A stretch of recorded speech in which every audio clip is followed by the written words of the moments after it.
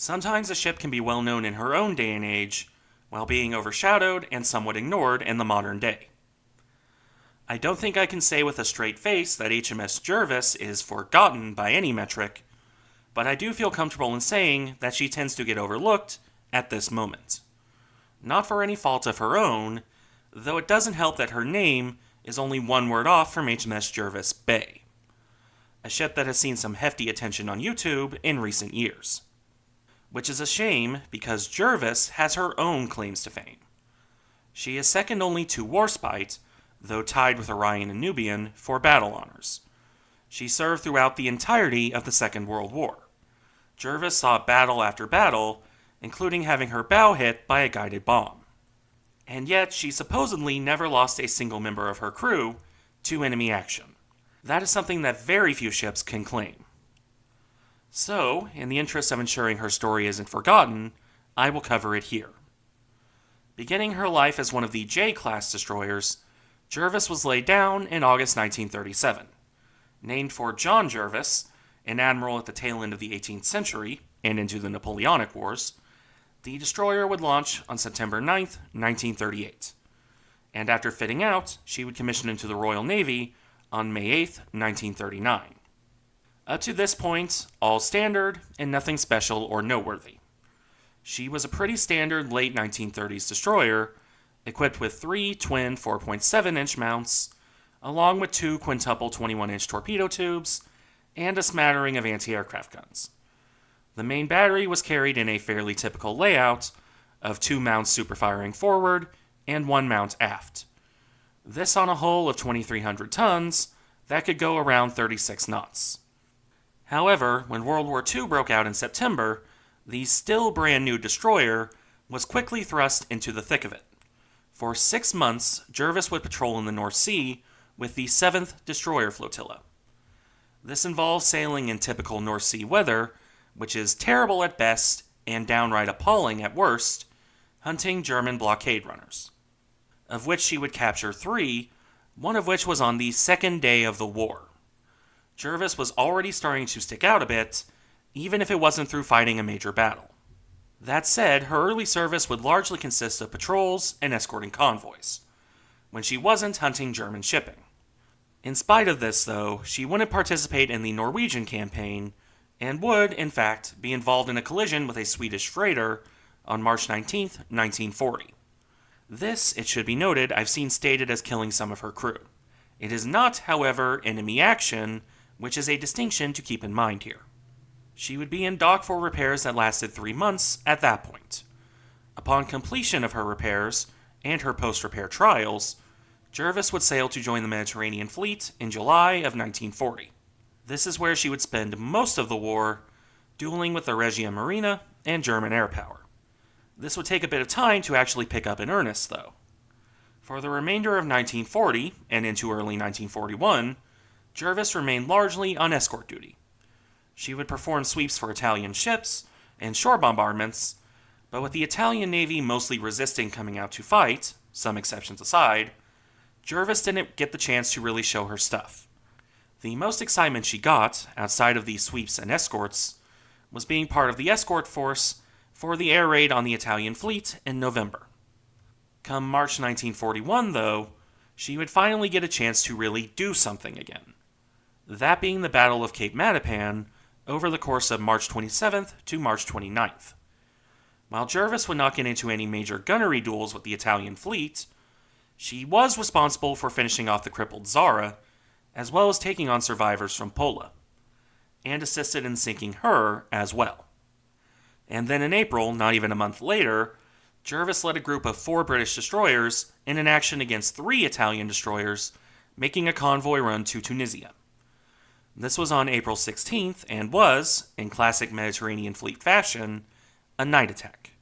The British took full advantage of their radar and ended up sinking all 3 of the Italian destroyers, along with the convoy they were escorting. Okay, to be fair, one destroyer beached in shallow water and was later salvaged and put back in service. The action itself was a confused one, with Jervis beginning it by opening fire only 2,500 yards off the starboard side of one of the Italian destroyers. The following engagement would see all the ships involved maneuvering wildly, firing guns and torpedoes in all directions. Jervis, in particular, would, alongside her sister Janice, end up as close as 50 yards, 150 feet or 46 meters, to the Italians. More than once, she would end up having to stop shooting because her turrets couldn't keep the Italians in sight through the wild twists and turns. Through it all, Jervis managed to avoid any damage, even when the Italians fired a torpedo that sailed right underneath her bridge. HMS Mohawk, on the other hand, would prove rather less lucky. She was hit by 2 torpedoes from the already sinking Italian flagship. This sank her in shallow water by the stern. Jervis or Janice, I've seen both given the credit here, sank the rest of Mohawk's hull with gunfire. Even considering that loss, this was a successful engagement, especially for Jervis. In spite of getting to such a close range that she was almost rammed by another destroyer, she didn't suffer a single casualty among her crew. That being said, the rest of April would be fairly quiet, consisting of a return to shore bombardment and escort duties. It was only when April gave way to May that Jervis saw action again. Action that would spit up and chew out a good portion of the Mediterranean fleet at various points. The Battle of Crete. Jervis would spend the second half of May on escort duty for other Royal Navy ships during that battle and the evacuation at the end of it. While the Royal Navy, as a whole, would see severe losses, Jervis escaped any damage. That is, in of itself, a show of the luck she seems to be known for. Even ships that survived the maelstrom of Crete were often damaged, some quite severely.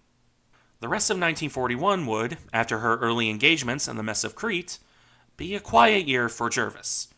She spent a good bit of time operating off Syria, as well as playing blockade runner, which is ironic considering her early service, and running supplies to the port of Tobruk. She would often be called to do this particular duty, as Jervis performed it quite well. Unfortunately, while otherwise quiet, the second half of 1941 would see Jervis's biggest failure. Her sonar detected U-331 on her approach to torpedo HMS Barham, but it was written off instead of looked into. Anyone who's seen old black and white battleship footage, or watched my video on Barham, knows how that story ended, which is something of a black mark on poor Jervis, though it could also be considered a black mark on those in command of the formation as a whole. This was in November, and while Jervis's luck would hold out through the rest of that month and into December, it would not last forever. First, on December 17th, she was in the lead for the British destroyers at the inconclusive Battle of Sirte. And then, 2 days later, on December 19th, Jervis was damaged in the same Italian frogman operation that damaged Valiant and Queen Elizabeth. While the destroyer wasn't too terribly damaged by this, she would remain out of service and under repair until early February of 1942. Not that 1942 would end up being a particularly exciting year for her. Jervis would mostly continue her usual duties, with a couple notable exceptions. This was largely due to losses rendering the Mediterranean fleet a shadow of what it once was, unable, at least initially, to make grand sweeping operations against the Italian Navy. As for Jervis herself, the first exception to her mostly mundane duty rule was the Second Battle of Sirte in March. This was set off by the Italians attempting to contest a Malta convoy run, and would see the British hold the attackers off, though at the cost of fairly heavy damage to their destroyers. Jervis accepted, as her luck continued to hold out. Luck that would not go away when in May of 1942, she would be the sole survivor of the 14th Destroyer Flotilla. Specifically, on May 11th, the flotilla was sent out to try and intercept an Italian convoy. At the time, the flotilla consisted of Jervis, alongside her sister HMS Jackal, HMS Kipling, and HMS Lively. Not long after they left Alexandria, the flotilla was spotted by German reconnaissance aircraft, and not long after that, they were subjected to multiple waves of air attack. Lively was the first to go down, sent to the bottom by Ju-88s. A third wave would sink Kipling and severely damage Jackal. Jervis took her sister under tow, but fires and flooding gradually took their toll on Jackal. By the following morning, May 12th, Jervis was forced to give up and scuttle her sister with torpedoes. By now stuffed to the brim with 650 survivors from the other destroyers, Jervis had to return to Alexandria. Through all of that, she avoided damage or losses to her own crew.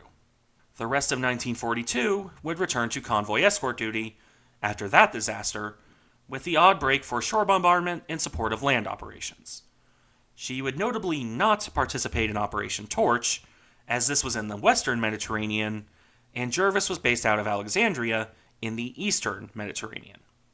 1943, on the other hand, would prove to be an exciting year for the so far lucky destroyer. Or, at least it would be in the second half of the year. The first half was a continuation of what she had been doing in 1942, but in June, things would begin to change for Jervis. First, in concert with a Greek destroyer, she would help sink an Italian torpedo boat and the merchants she had been escorting. And from this, she would move to support Operation Husky, the invasion of Sicily, in July. This would, admittedly, be spent escorting other warships and bombarding shore positions, but this is fairly typical work for a destroyer in that day and age. Look to my video on Johnston as an example from the Pacific War. For the next few months, Jervis would be operating all over the central and eastern Mediterranean, supporting invasions. This would take her from Sicily to Salerno to the Adriatic and the Aegean. It was during this period that Jervis received 3 of her 13 battle honors, with 2 more coming in 1944 on similar tasks in the same general area. Most of these would be successful, though the Aegean campaign would end up proving an expensive failure. That, once again, Jervis avoided any substantial damage in, because her luck continued to hold out. That luck would remain in place, though severely tested, in early 1944. On January 23rd, Jervis was operating off the shore of Anzio. She was bombarding shore targets in concert with her sister Janice, the 2 destroyers firing hundreds of shells towards shore targets.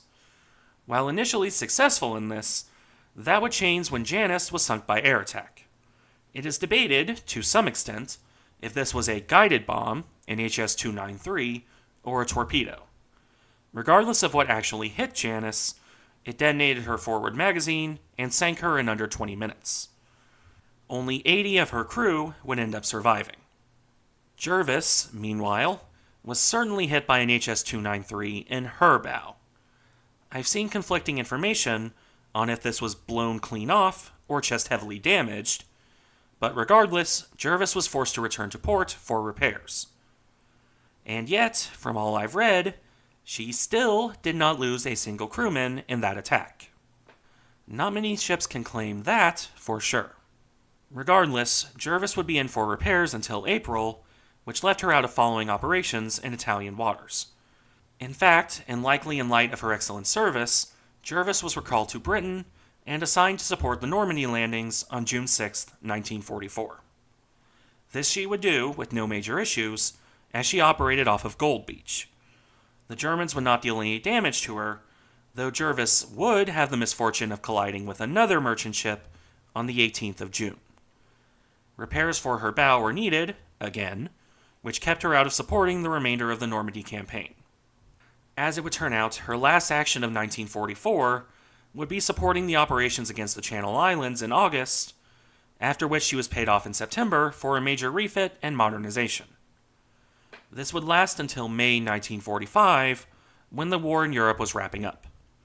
Upon returning to service with the reformed 14th Destroyer Flotilla, Jervis was assigned to patrol in the Mediterranean. She would not end up serving with the British Pacific Fleet for the end of the Pacific War, and would end the war in her old stomping grounds. With the end of the war and the general drawdown in the Royal Navy, Jervis would be reduced to reserve in May of 1946. That time in reserve would be short-lived, as she was then placed on the disposal list in October 1947.